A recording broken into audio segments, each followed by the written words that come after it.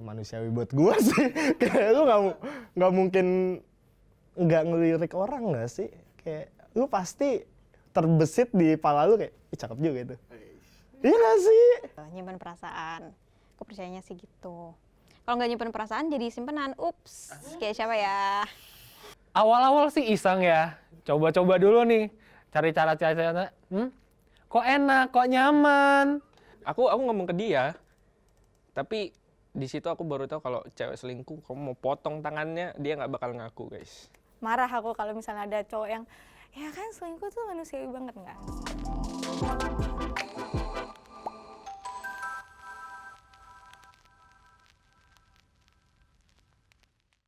Halo, nama gue Yohanes, umur gue 21 tahun. Halo, nama aku Yobita Adinda, umur aku 19 tahun. Halo, nama gue Rizky Andana Purnama, umur 24 tahun. Oke, hai semuanya, aku Bibi, Febri nama aslinya tapi panggilannya Bibi. Usia 26 tahun. Halo semuanya, nama aku Mika, aku umur 21 sekarang.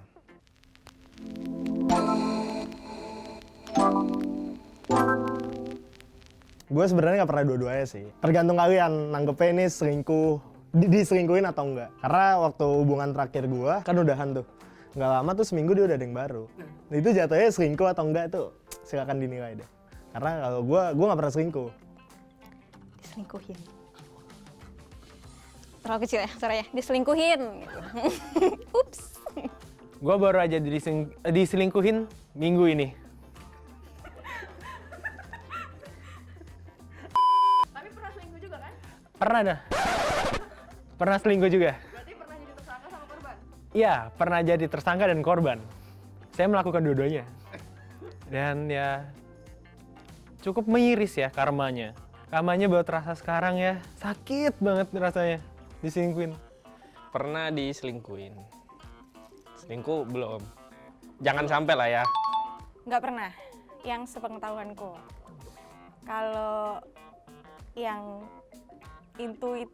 intuisi ada pernah diselingkuhin gitu sih. Tapi yang secara jelas real ada buktinya sedikit sih. Jadi kayak apa ya? Kayak real nggak real gitu. Tapi aku tahu kalau dia selingkuh sebenarnya, main di luar lah intinya.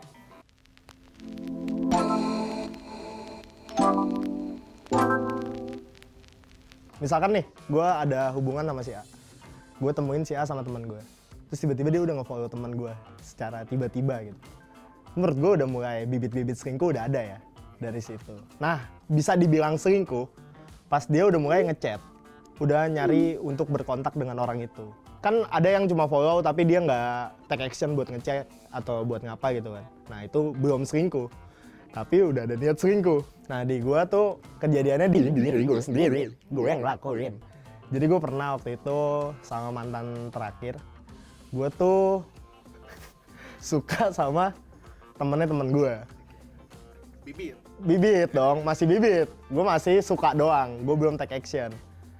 Tapi lama-lama kok sering ketemu, jadi ada take action, yaitu mulai dari follow dan ngechat.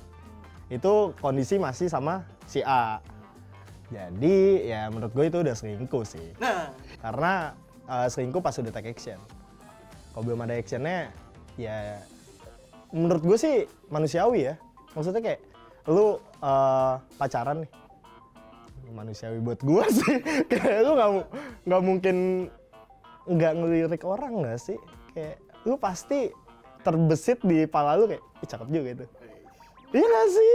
Jujur ya kemarin karena aku baru pertama kali diselingkuhin kayak awalnya kayak ini selingkuh nggak ya gitu. Terus tapi lama-lama saya sadar kayaknya itu selingkuh deh. Kenapa? Karena dia ini aku sadarin juga ya, dia kayak nyari attention dari orang lain. Yang menurutku alasannya tuh nggak logis gitu. Maksudnya kayak dia bisa nyari attention yang beda ke aku. Apa ya? Apa karena aku terlalu cuek kali ya. Tapi ya, ini pembelaan saya nih. Cuek juga nggak cuek-cuek banget gitu loh. Maksudnya kayak, ya gimana sih biasanya orang pacaran aja gitu. Terus itu nggak renggang-renggang banget. Karena clearly orang-orang lihat kayak, so sweet banget berdua, oh so cutie gitu kan. Kalau lu udah jalan berdua sama cowok tiap hari, lu nonton, lu makan, itu selingkuh. Sakit tau hati gue. Selingkuh. Apalagi kalau misalnya kejadiannya lu kayak lagi berantem, tiba-tiba lu jalan. Itu kayak, ya Allah lu mikirin gue gak sih? Demi mantan gue. Selingkuh itu saat kita melakukan sesuatu yang kita nggak mau pasangan kita tahu.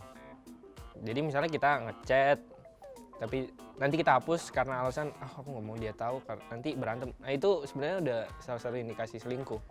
Itu mungkin menuju selingkuh atau kita udah di dalamnya gitu. HP ku tuh sering dicek gitu. Terus aku kan kayak ya udah cek aja biasa. Nah dia itu kayak jangan gitu. Jadi kayak aku ngechat salah satu orang yang menurutku kayaknya ini ada indikasi nih gitu. Terus aku lihat chatnya kayak loh kok hilang? Kok nggak ada chatnya? Padahal teman deket gitu katanya dia teman deket, tapi kok chatnya kosong kan nggak mungkin. Gitu. Terus aku pernah kayak ngegapin nama cowok ini diganti nama temennya. Wow itu aku kayak masa gak selingkuh kayak gini? Dikira saya bodoh. Aku ngomong ke dia, tapi di situ aku baru tahu kalau cewek selingkuh, kamu mau potong tangannya, dia nggak bakal ngaku guys, nggak mungkin ngaku dia. Trauma sih enggak ya, tapi waktu itu kayak awal-awal habis diselingkuhin tuh kayak, aduh, jadi takut untuk kenal orang baru, takut jatuh cinta lagi. Tapi sekarang udah enggak. Kalau udah memberi perhatian berlebih sama orang lain, terserah itu lawan jenis atau sesama jenis ya kan, itu bebas. Tapi kalau udah kasih perhatian yang berlebih sama orang lain, terus berusaha untuk make time for them atau make efforts for them, menurutku udah cheating. Dan senengnya adalah aku punya teori yang backup sama pikiranku yang kayak gini gitu. Ternyata cheating itu menariknya berdasarkan psikologi, cheating itu dibagi 3. Jadi bukan necessarily kayak fisikal doang atau emosional doang, tapi dibagi 3. Yang pertama itu yang kita bahas tadi, itu sebenarnya physical cheating, yang benar-benar ada hubungan sama fisik ataupun yang berlebihan gitu kan, entah itu rangkulan, ciuman, atau sampai ke yang lain-lain gitu. Itu physical cheating. Terus yang kedua ternyata ada emotional cheating, itu yang menurut aku udah jadi indikator cheating juga gitu. Saat lo pengen ngasih perhatian yang berlebih, make time for other people other than your partner, itu emotional cheating, dan menurutku itu udah itu jadi indikator cheating. Dan yang ketiga ada yang namanya cognitive cheating, dimana kayak misalnya sekarang kan artis-artis Korea itu udah jadi bagian hidup banyak anak muda ya gitu, dan nggak sedikit dari mereka yang putus gara-gara terlalu obsesi gitu sama idolnya gitu. Itu termasuk cognitive cheating sebenarnya.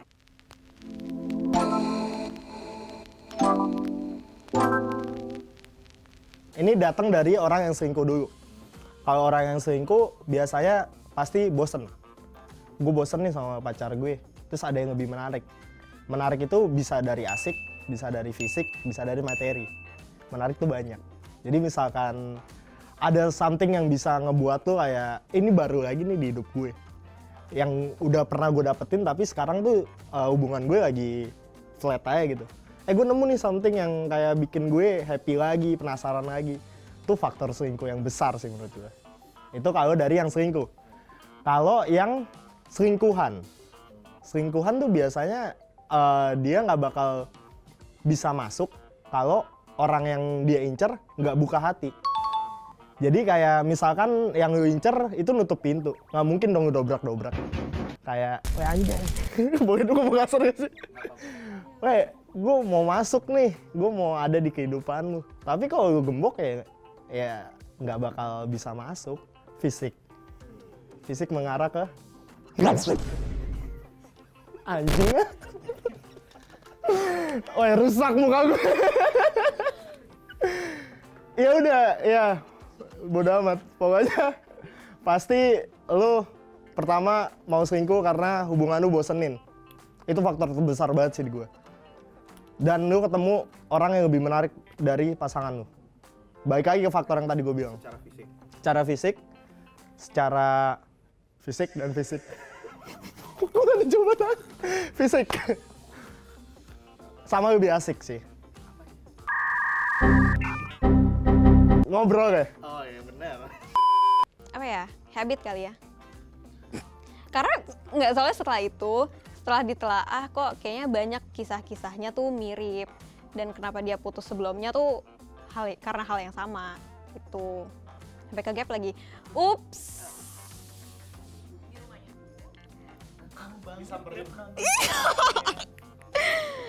Itu bukan saya ngomong ya. Iya, katanya yang sebelumnya, aku taunya juga setelah kan. Kayak, oh ternyata dia tuh sebelumnya kayak gitu. Karena selingkuh juga, putus sama mantannya gitu. Terus kayak cuman beda berapa bulan dekat sama aku. Gitu. Terus ya udah, kayak emang habit karena nggak berubah kan. Orang nyari itu demi fun, demi adrenalin, kayak gue bosen nih sama satu nih cewek, terus kayak ngelakuin aja. Padahal lu tahu nih cewek tuh nggak tahu apa-apa, cuma kayak lu main aja di belakang. Dan gue udah pernah ngelakuin itu, dan hampir di setiap hubungan gue ngelakuin itu, tanpa ada yang ketahuan. Lu harus tahu itu. Awal-awal sih iseng ya, coba-coba dulu nih, cari cara-cara, kok enak, kok nyaman. Kok dia nggak ada, tapi kok ini ada di sini. Dicoba enak kali ya. Tahu-tahu ya udah selingkuh aja. Tapi selingkuhnya 3 hari doang. Besoknya putus.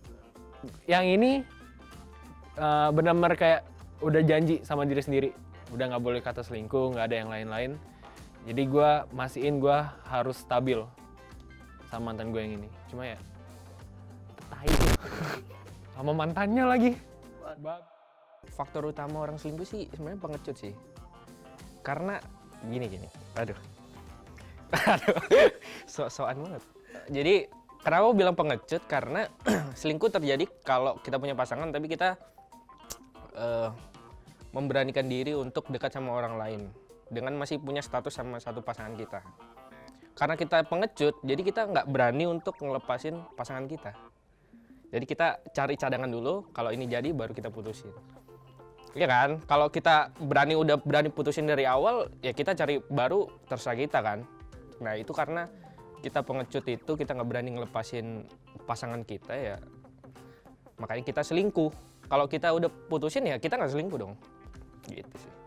Yang pertama itu kayak kurang bersyukur menurutku ya, kayak nggak cukup sama satu orang aja di saat satu orang ini punya banyak cerita gitu kan, satu orang ini punya banyak pemikiran dan prinsip yang seharusnya bisa sama-sama diselami gitu, dan kehidupan kan akan selalu berubah ya. Jadi kalau kamu punya satu temen yang bisa selalu ada buat kamu, buat ngobrolin apapun itu, bertukar pikiran, berdiskusi, dan kamu yakin bahwa hanya dia yang bisa nemenin kamu sih, menurutku orang nggak akan selingkuh. Jadi salah satu alasannya orang selingkuh menurutku adalah itu tadi, kurang bersyukur. Yang pertama itu. Terus yang kedua, they simply cannot commit gitu. Mereka nggak bisa stick sama komitmen yang mereka udah buat gitu. Bisa aja mereka emang bukan tipikal orang yang gue puas sama satu orang doang gitu. Gue pengen dapetin semua hal dari semua orang. Misalnya yang satu cewek cantik doang, yang satu lagi pinter doang, atau gimana-gimana. Lebih ke sana sih ya. Balik lagi, ujung-ujungnya mereka nggak bersyukur, mereka nggak bisa nerima kalau setiap orang punya kelebihan dan kekurangan masing-masing. Yang pertama sih nggak bersyukur, dua emang nggak bisa komitmen, yang ketiga ini agak kontroversial menurutku ya, tapi it really resonates a lot with me saat aku mengalami diselingkuhin itu ya. Dia nggak bisa tahu dirinya dia sendiri seperti apa, jadi dia punya banyak banget kebingungan terhadap dirinya sendiri ya, kena mikrofon, terhadap dirinya dia sendiri. That's why dia berusaha untuk cari jawaban yang dia kira benar itu dari berbagai macam orang. Jadi dia bingung sama dirinya dia sendiri, gue nggak tahu gue maunya apa, gue nggak tahu how to handle Bibi saat itu gitu kan. Ya udah, gue akan cari ke cewek-cewek yang lain, kira-kira gue bisa handle Bibi seperti apa, tapi gue lakuin ke cewek lain. Semacam itu sih.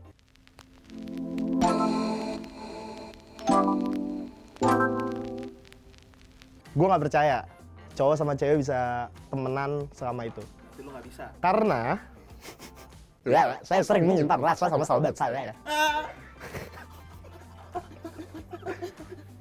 Hampir semuanya.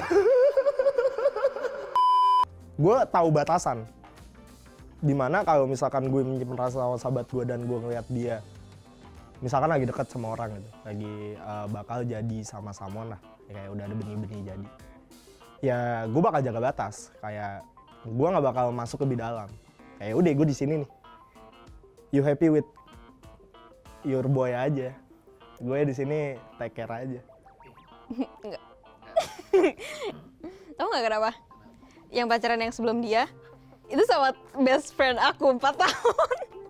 Terus ternyata dia suka. Terus aku kayak, ya udah, oke, kita coba. Tapi kan nggak bisa kan, maksudnya kayak best friendnya orang tuh kayaknya ada salah satu yang nyimpen gitu, nyimpen perasaan. Aku percayanya sih gitu. Kalau nggak nyimpen perasaan jadi simpenan, ups. Aku masih bisa maklum kalau emang temenannya lama gitu kan, dan aku ngelihat oh ini temenan aja, dan aku udah nyampe level of trust yang kayak oh ya udah emang mereka temenan aja gitu. Terus kalau misalnya temenannya baru, terus kayak udah kolan gitu, padahal udah punya cewek gitu, itu kayak enggak. Nih, gue bisa percaya karena gue sama Arsi tuh udah kayak sahabat, dan gue ketika gue punya pacar gue selalu kenalin Arsi, dan gue selalu bilang ini sahabat aku, jangan diapa-apain, jangan pernah cemburu karena semua aku cerita ke dia doang. Dan kalau mau nanya-nanya tentang aku atau apa, Arsi semua tahu sebelum kamu jauh kenal aku. Jadi gue percaya, cuman gini, kalau misalnya nih disuruh batasin, gue bakal membatasin itu. Gak akan sedekat itu, sedulu itu loh. Pas gue sama Arsi, itu gak bakal kayak gitu. Jadi gue membatasi diri lah, setidaknya tahu diri lah. Kalau aku ya, aku sama sahabat-sahabat cewekku juga sayang sama mereka. Kadang kalau mereka punya cowok itu kayak aduh cemburu lagi. Bukan cemburu secara apa ya, kayak aku pengen memiliki gitu loh. Tapi kayak aduh aku takut banget kehilangan nih orang gitu. Kalau aku gitu ya. Jadi menurutku kalau cewek dan cowok itu susah banget. Ya, maksudnya nggak ada, pasti nggak. Menurutku pasti hampir nggak ada kayak cuma berteman. Pasti kita punya ikatan rasa sayang lah, at least. Maksudnya sayang kan nggak harus ke pacar doang kan. Aku percaya cewek sama cowok bisa sahabatan, bisa punya platonic relationship yang sangat menyenangkan gitu. Dan mungkin bagi banyak orang tuh kayak nggak mungkin lah cowok pasti akan in the end jatuh cinta sama ceweknya, atau kebalikannya cewek akan baper sama sahabat cowoknya gitu. Tapi balik lagi ya, kalau kita mau ngomongin tentang platonic relationship pasti ada yang namanya rasa sayang gitu, rasa perhatian. Tapi kan berbeda sama rasa perhatian dan rasa sayang yang kita kasih ke pasangan, kayak gitu sih.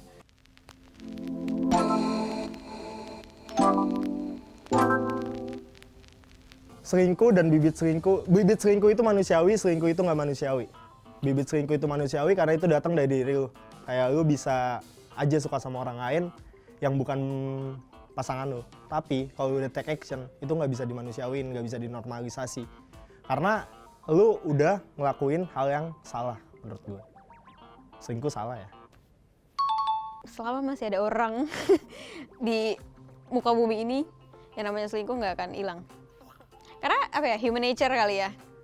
Kan manusia itu makhluk yang sosial, sesosial-sosialnya sampai bisa gitu selingkuh.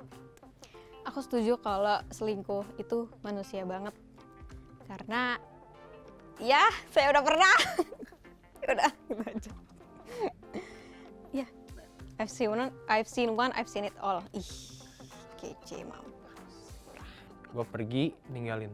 Ya emang salah, emang brengsek, cuma kayak gue pikirin lagi kayak gue yang salah sih. Emang kadang-kadang gini ya, kita tuh kadang-kadang kayak juga kelakuan kayak babi, nyadar diri. Hey, merasa ganteng, kagak. Ya bener sih, selingkuh nggak manusiawi. Mungkin cinta sama banyak orang itu manusiawi, tapi kalau selingkuh nggak manusiawi. Itu, nah ini aku pernah, jadi kan awal-awal selingkuh tuh pasti sharing sama teman-temannya. Terus teman-teman kita biasanya jadi bijak gitu kan, kasih ya nasihat-nasihat lah. Terus temanku ada yang bilang kayak Mik, selingkuh itu cuma buat orang yang murah, orang yang terus setia itu mahal, orang yang murah mana bisa gitu. Terus kayak ya mungkin waktu itu lagi sedih banget, jadi kayak oh ya benar juga ya. Tapi setelah dipikir-pikir emang selingkuh itu orang-orang yang ya pengecut aja, kayak dia pengen punya backup plan terus. Mungkin itu kalau buat project bagus ya, ada backup plan. Tapi kalau ini janganlah, itu kan melibatkan perasaan seorang. Jadi kayak manusia itu lautan yang nggak akan bisa diselami oleh siapapun. Asik. Gila. Selingkuh itu manusiawi banget, ya Allah, aku nggak ingin jadi manusia kalau misalnya selingkuh itu manusiawi banget. Aku nggak setuju sama pernyataan itu, tapi kalau misalnya kita coba relate lagi ke katanya psikologi, satu orang tuh bisa mencintai banyak orang sekaligus, I agree gitu. Cuma, nah ngomongin ini nih, kita cinta atau perasaan tuh nggak ada yang bisa diatur gitu ya. Kayak misalnya lo nggak boleh jatuh cinta sama ini gitu, nggak boleh, walaupun mikirin terus atau walaupun nggak mikirin pun juga, tapi perasaan tuh tetap ada gitu kan. Itu benar kalau misalnya aku setuju banget kalau satu orang tuh bisa mencintai beberapa orang sekaligus, tapi yang namanya selingkuh itu kan berarti taking action ya, terus juga ada follow up-nya gitu. Misalnya aku jatuh cinta sama siapa ya, sebut saja Budi gitu ya, Budi adalah temanku misalnya, bukan artis gitu ya, aku memang jatuh cinta sama dia, tapi at the same time aku udah punya suami gitu. Misalnya aku tetap nih cinta sama Budi gitu kan, tapi aku udah menikah sama seorang suamiku ini, dia nggak tahu apa-apa, tapi yang aku tahu adalah aku lagi mencintai dua orang sekaligus kayak gitu. Selama aku nggak berusaha untuk kontak si Budi, selama aku nggak berusaha untuk masukin Budi ke dalam kehidupan aku, itu nggak selingkuh. Dan itulah yang dimaksud sama psikologi, bahwa satu orang bisa mencintai beberapa orang sekaligus, tapi yaitu selingkuh itu nggak manusiawi menurutku. Lebih ke sana sih, it's the actions that you take, not how you feel inside. Lebih ke sana sih. Jadi aku setuju sama psikologi, tapi aku nggak setuju sama statement kalau selingkuh itu manusiawi banget. Tidak setuju sama sekali, tidak kok. Marah aku kalau misalnya ada cowok yang ya kan selingkuh tuh manusiawi banget, nggak. Itu sih.